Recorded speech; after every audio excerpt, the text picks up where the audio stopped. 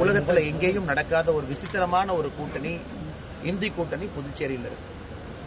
காங்கிரஸ் கட்சி அதிகாரப்பூர்வமாக 16 இடத்துல போட்டியிடணும், ரிமைனிங் 14 இடத்துல வேறு வேறு கூட்டணி கட்சி நண்பர்கள் போட்டியிடணும். ஆனா இன்னைக்கு பார்த்தோம் அப்படின்னா காங்கிரஸ் கட்சி அதிகாரப்பூர்வமாக 6 நபர்களை இங்க சஸ்பெண்ட் பண்ணியிருக்கிறார். காரணம், கட்சியை தாண்டி அவங்க போய் வேட்புமனுவை தாக்கல் பண்ணியிருப்பதாக காங்கிரஸ் சொல்லியிருந்தாலும் கூட நமக்கு தெளிவாக தெரிகிறது, புதுச்சேரியில இந்தி கூட்டணி என்று சொன்னால் அது குழப்பமான கூட்டணி தான். அது மட்டும் இல்ல, திருமாவளவன் அவருடைய விசிகே கட்சி அவர்கள் கூட்டணி தர்மத்தை எல்லாம் மீறி 3 இடத்துல அவங்க போட்டியிடுறாங்க.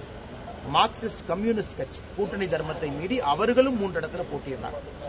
சில இடத்துல மக்களுக்கே குழப்பம். திமுகவும் இருக்கு, காங்கிரஸ் இருக்கு, விடுதலை சிறுத்தைகள் இருக்கு, கம்யூனிஸ்ட் கட்சி, மார்க்சிஸ்ட் இருக்கு. 4 வேட்பாளர்களும் சில இடத்துல இருக்கிறாங்க.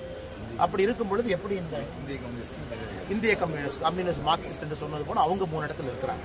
அப்படி இருக்கும் பொழுது எப்படி இந்த கூட்டணி இவங்க ஆட்சிக்கு வரும் பட்சத்தில் மக்களுக்கு ஒழுக்கமான ஒரு ஆட்சியை கொடுப்பாங்க? அதனால்தான் இவர்கள் ஆட்சிக்கு வருவதற்கு வாய்ப்பே இல்லை. ஆட்சிக்கு முன்பே இவர்களால் ஒரு கூட்டணியை ஒழுங்காக அமைக்க முடியல. கூட்டணிக்குள்ள பரஸ்பர ஒரு மரியாதை இல்லை.